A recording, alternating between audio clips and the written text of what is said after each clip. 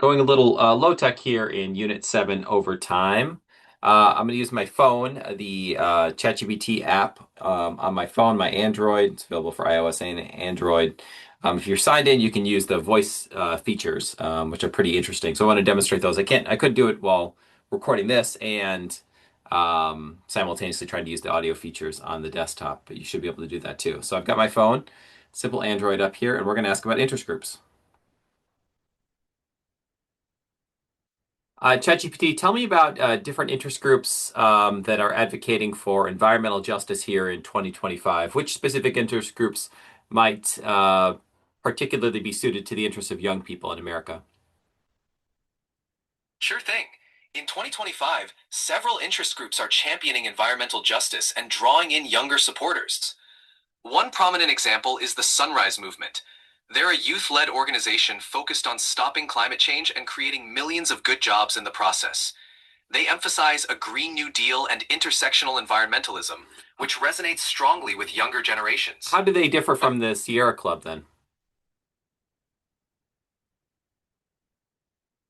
The Sunrise Movement and the Sierra Club differ in a few notable ways. The Sunrise Movement is distinctly youth-led and grassroots, with a strong focus on mobilizing young people through direct action, political campaigning, and social media advocacy. They prioritize large-scale policy changes like the Green New Deal and frame climate change as a generational justice issue. Is In there con- is there a specific interest group that also appeals to young people that's more, I don't know, bipartisan or is more likely to attract libertarians or conservatives to the movement? Absolutely. One group that bridges some of those divides is the American Conservation Coalition, or ACC. The ACC specifically targets young conservatives and libertarians who care about the environment but prefer market-based solutions and limited government intervention. Tell me more about where I can learn more about the ACC.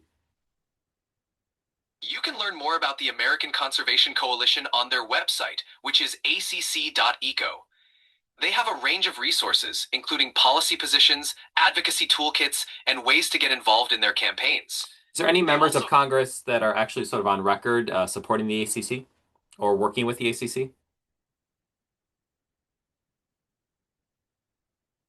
Deeper dive.